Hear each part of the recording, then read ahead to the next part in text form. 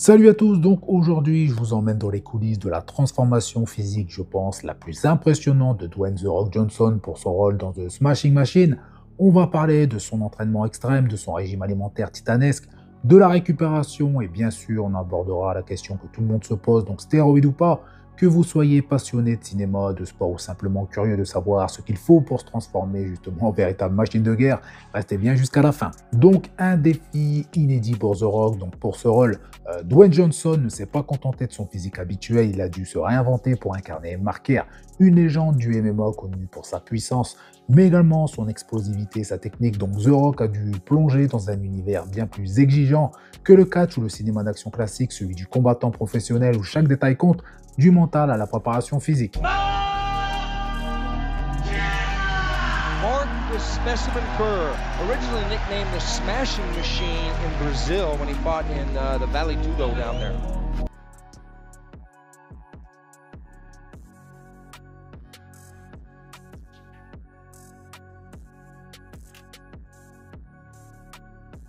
Pour coller au plus près de la réalité du MMA, The Rock s'est entouré de coachs spécialisés et a suivi un véritable camp d'entraînement de combattants, en commençant par les techniques de combat. Donc il a travaillé le striking, le grappling, la lutte, mais également le jiu-jitsu, bref, toutes les disciplines du MMA. Ensuite, place au sparring où Dwayne Johnson a eu la chance de s'entraîner avec Mark Kerr lui-même ainsi qu'avec Mark Coleman, qui est une autre légende du sport, pour ressentir la réalité du combat et apprendre à encaisser, à esquiver, mais également à soumettre.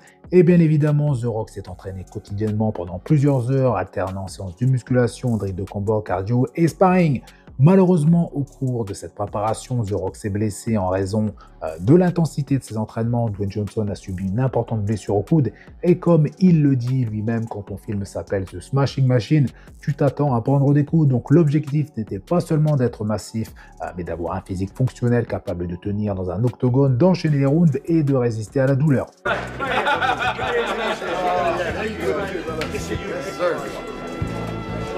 Who just grabbed my ass?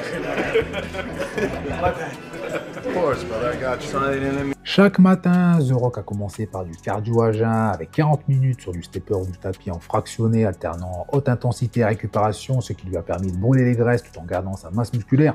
L'après-midi, il enchaîne avec des séances de musculation qui étaient axées sur la force fonctionnelle, mais également l'explosivité et l'endurance musculaire suivies d'étirements, massage, mais également bain froid. Tout a été optimisé pour éviter les blessures et maximiser la performance. Et bien évidemment, ce rythme demande une discipline de fer et une organisation millimétrée car la récupération est aussi importante que l'effort, mais ça, beaucoup l'oublient. En ce qui concerne son alimentation, Dwayne Johnson a tourné à environ 11 000 calories par jour, ce qui me paraît énorme, mais vu le gabarit et les entraînements, c'est tout à fait possible, car pour rappel, Dwayne Johnson mesure environ 1,96 m pour un poids qui varie entre 118 et 125 kg en temps normal, et malheureusement, aucun chiffre exact n'a été justement publié pour ce film. Donc pour gagner encore plus de masse musculaire, Dwayne Johnson a suivi un régime alimentaire titanesque, et comme je l'ai dit il y a quelques secondes, sa diète pouvait monter jusqu'à 11 000 calories par jour réparties sur 6 à 7 repas, donc pas de secret, protéines, poulet, poisson, steak, œufs, pour alimenter sa masse musculaire énorme et favoriser la récupération, des glucides complexes comme du riz, des patates douces, de l'avoine pour l'énergie et gagner du poids car Dwayne Johnson est apparu beaucoup moins sec qu'habituellement.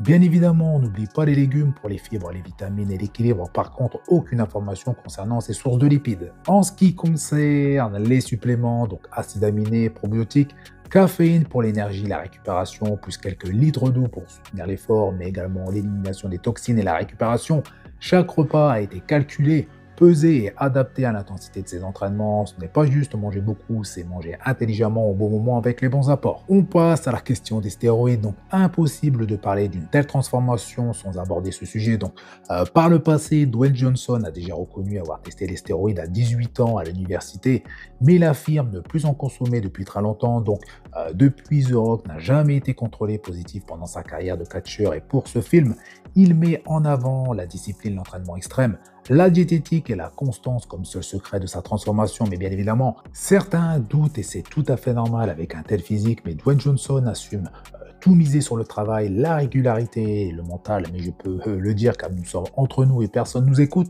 Beaucoup d'entre vous de plus savaient justement qu'il est tout à fait impossible d'avoir un tel physique naturellement, mais The Rock ne peut pas justement avouer utiliser ce genre de produit et le message qu'il fait passer, c'est que rien ne remplace le travail et la discipline, même si la tentation des raccourcis existe. I'm admitting it. I've been on steroids since I was 18. I'm not natural. I'm sorry to anyone I've misled. I'm not proud of it, but it's the truth. I hope my story can help others make. Donc malheureusement aucune info vraiment précise concernant l'entraînement qu'a utilisé Dwayne Johnson, ou plutôt son coach, car je pense que The Rock a plus que les bases de l'entraînement grâce à ses nombreuses années d'entraînement et du fait également qu'il a été longtemps suivi par un préparateur, en particulier Dave Rienzi, qu'il a suivi sur pas mal de transformations pour différents rôles. Et il se pourrait également que Dwayne Johnson aurait pu travailler avec Annie Rambot, mais à ce sujet, rien n'est officiel. Et toujours d'après certaines interviews, donc des infos par rapport à des interviews que Dwayne a données pour ce film, Dwayne Johnson aurait utilisé des charges assez modérées avec un total de répétition assez élevé pour préserver ses articulations, mais ça ne l'a pas empêché justement de gagner de la masse musculaire supplémentaire, contrairement à ce qu'on en entend très souvent. To be able to do something like this. So working hard. A lot of you guys, a lot of you want to know, especially who are used to MMA and combat and just athletes. You want to know what my training is, what my cardio is. Well, I'll give you the brief rundown and then I'll go through it in more detail as the days go on. I wake up in the morning.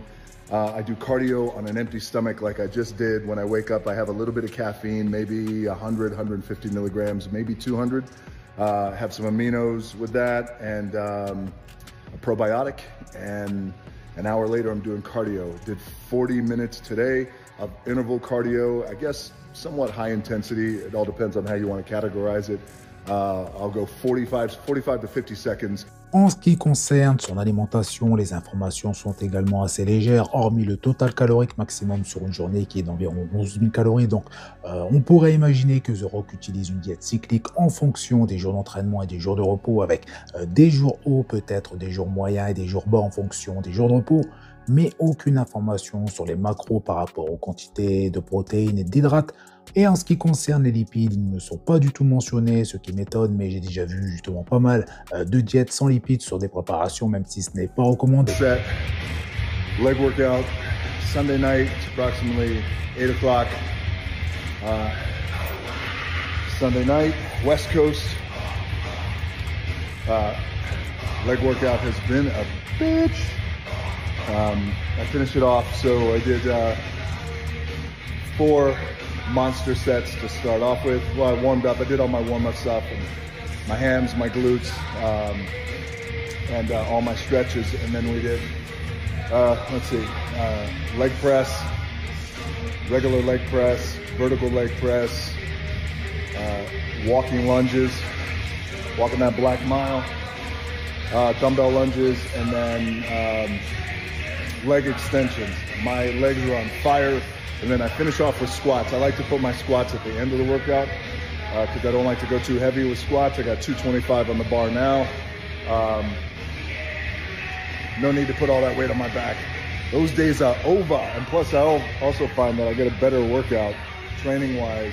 And it's so optimal when I put squats at the end and just really concentrate on the reps and the mind-muscle connection and all that stuff that really matters. Right now, I'm bullshitting, I'm procrastinating. Donc pour finir, la transformation de The Rock pour The Smashing Machine, c'est le résultat d'un engagement total, un entraînement de MMA intensif, un entraînement de musculation qui a été adapté, une diète stricte, un mental d'acier, et que vous soyez sportif, passionné de cinéma ou simplement en quête justement de motivation, retenez une chose, la clé c'est la régularité. La passion et le travail acharné, rien ne tombe du ciel, même quand on s'appelle The Rock. Donc merci d'avoir regardé cette vidéo. Pensez à vous abonner pour ne pas rater justement mes prochaines vidéos de style. Et comme d'habitude, vous n'hésitez pas à faire péter le like, ça fait plaisir. Et n'hésitez pas à me donner votre avis en commentaire. Salut!